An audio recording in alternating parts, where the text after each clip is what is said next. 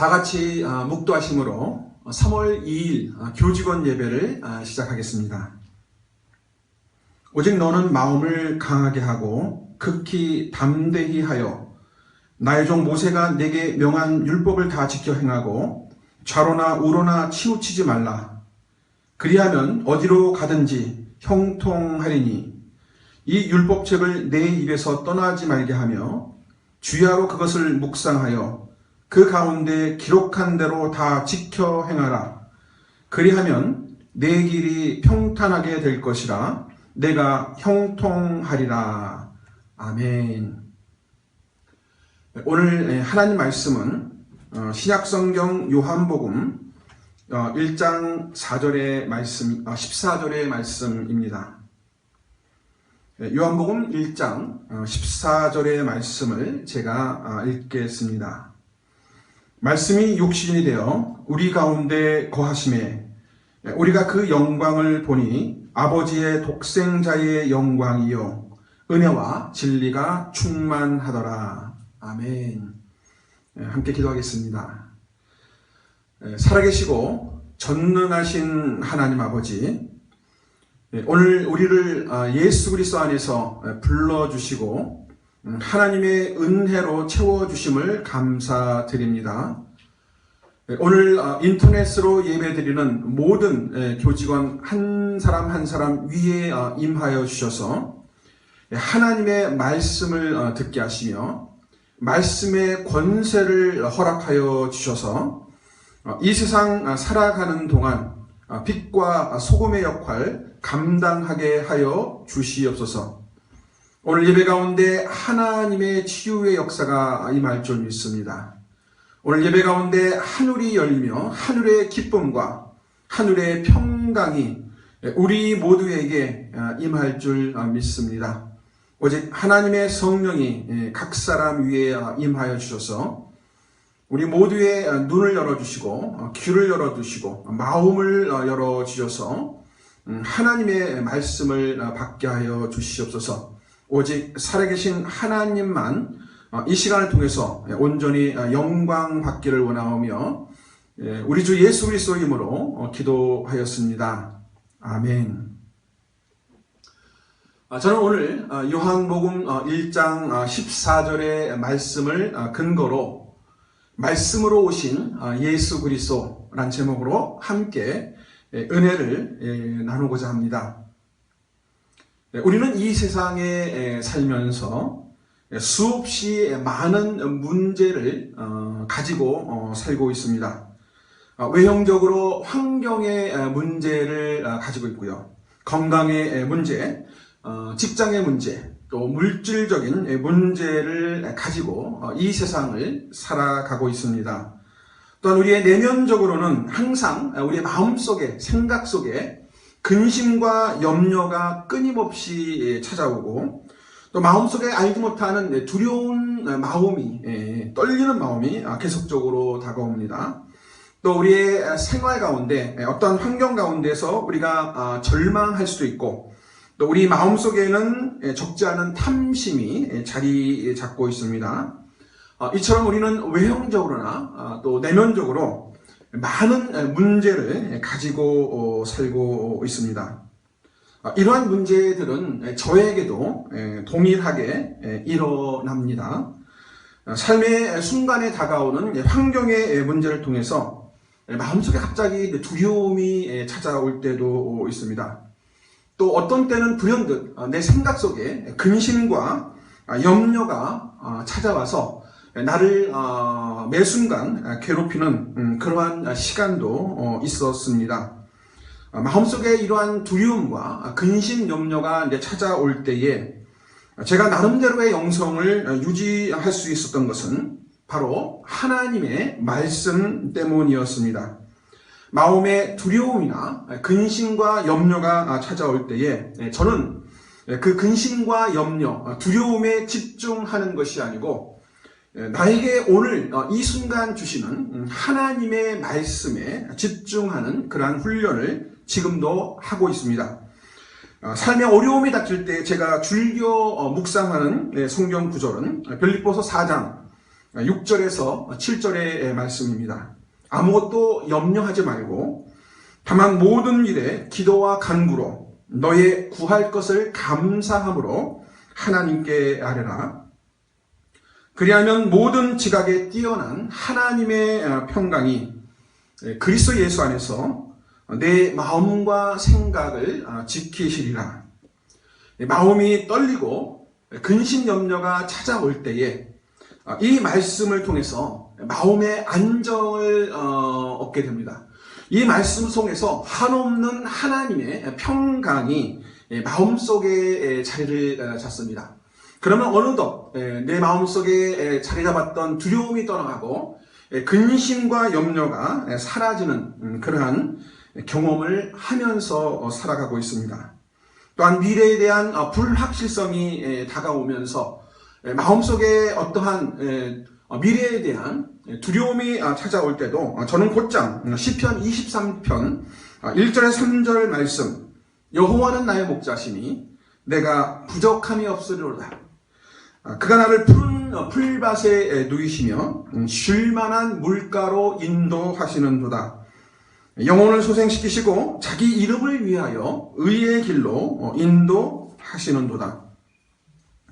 제가 이 말씀을 읽을 때마다 미래에 대한 불확실성, 미래에 대한 두려움이 사라지고, 그렇지, 하나님은 나의 목자로서 나를 항상 쉴만한 물가로 인도하시는 분, 나를 죄악된 파멸의 길, 문제의 길로 인도하시는 분이 아니고 항상 나를 의의 길로 인도하시는 그러한 하나님을 제가 만나게 되고, 그 안에서 하나님이 주시는 기쁨과 평강을 얻게 됩니다.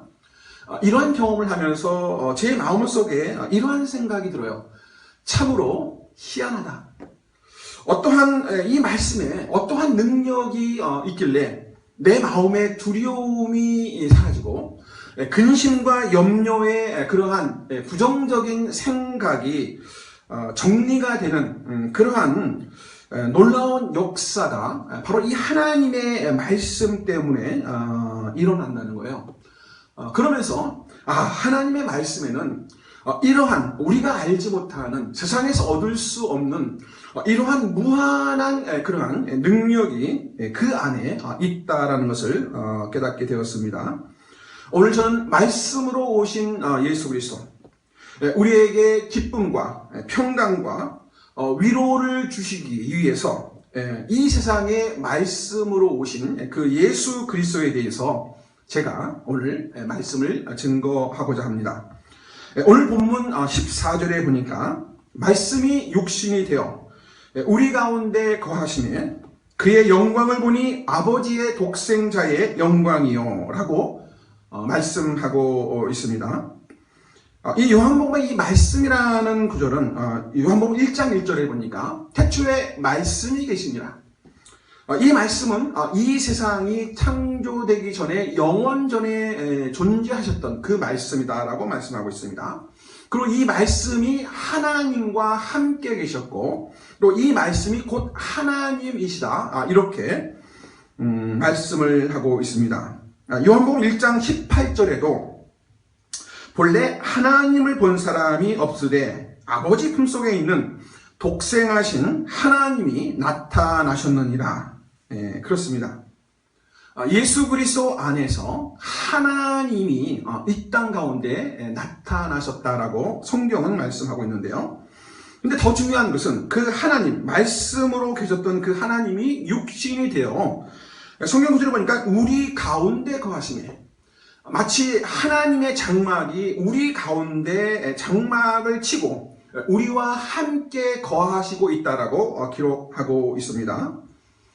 우리가 구약 성경에 보면은 하나님의 임재가 있는 곳이 있어요. 하나님이 통치하시는 장소가 있습니다. 하나님이 자신의 백성을 만나는 그 장소가 있다는 것이죠. 바로 이제 성막이라는 장소입니다. 하나님은 이 성막에서 성막에 거하시면서 자신의 백성을 만나시고 자신의 백성의 죄를 용서해 주시고 또 자신의 백성의 모든 적들을 이 성막을 통해서 물리쳐 주셨습니다. 오늘 말씀으로 우리 가운데 오신 그 예수 그리스도가 바로 이러한 하나님의 임재를 우리 가운데 실현시키셨다라고 말씀하고 있습니다. 이 세상에는 죄의 문제, 악의 문제로 가득 차 있습니다. 이 죄와 악의 문제는 단순하게 왜 이 세상에 죄와 악과 고통의 문제가 있느냐? 단순한 결론은 하나님의 부재 때문에 그렇습니다. 하나님이 그러니까 선하신 하나님이 부재하기 때문에 이 세상에 악이 창궐하는 거죠. 우리에게 기쁨과 평강을 주시는 그 하나님이 부재하기 때문에 이 세상에는 고통으로 가득 차 있게 되는 것이죠.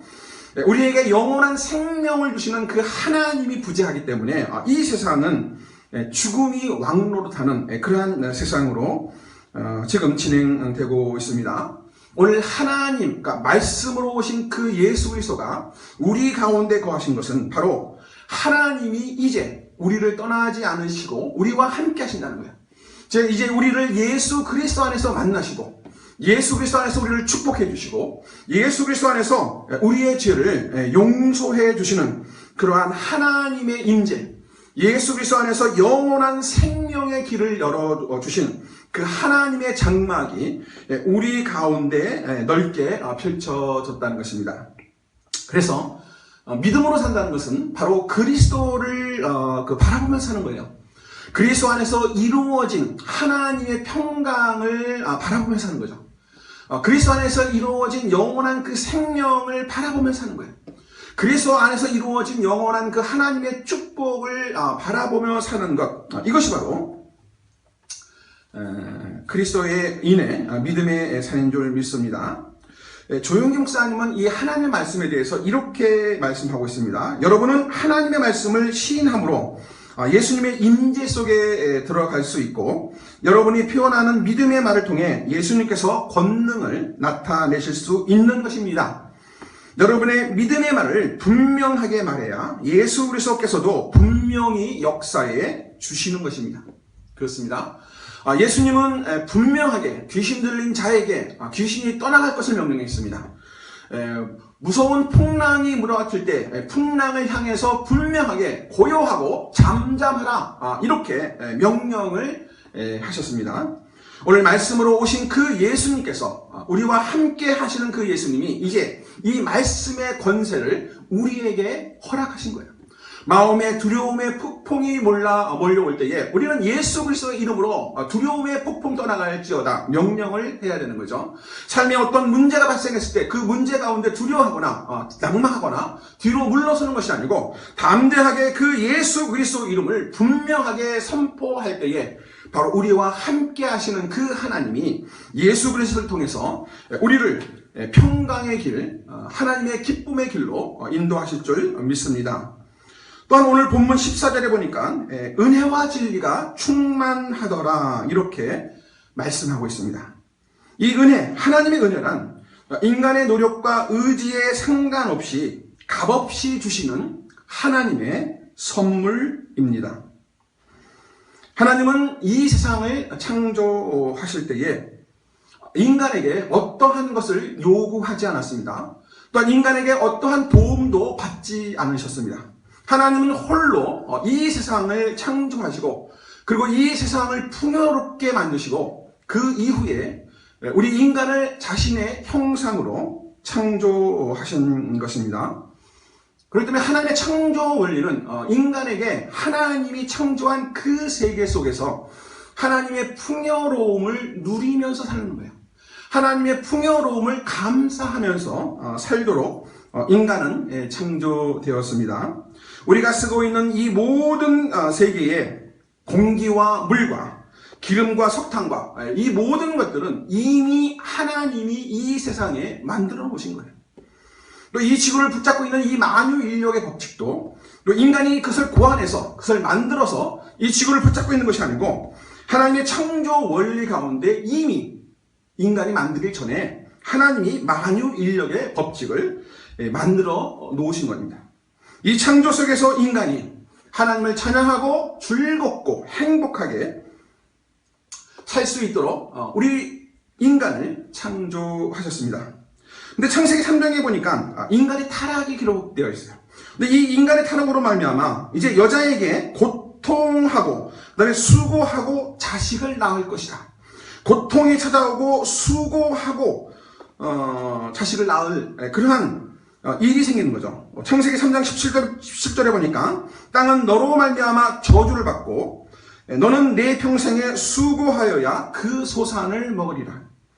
이제 하나님이 창조한 그 세계 속에서 누리는 삶이 아니고 열심히 땀을 흘리고 수고하여야 우리가 이 세상에 살 수 있는 길을 얻게 되었습니다. 제가 이제 필리핀을 방문하면요, 사실 우리나라와 비교해서 뭐 경제적이나 뭐 여러 가지 어떤 복지에 관련해서 상당히 이제 열악합니다.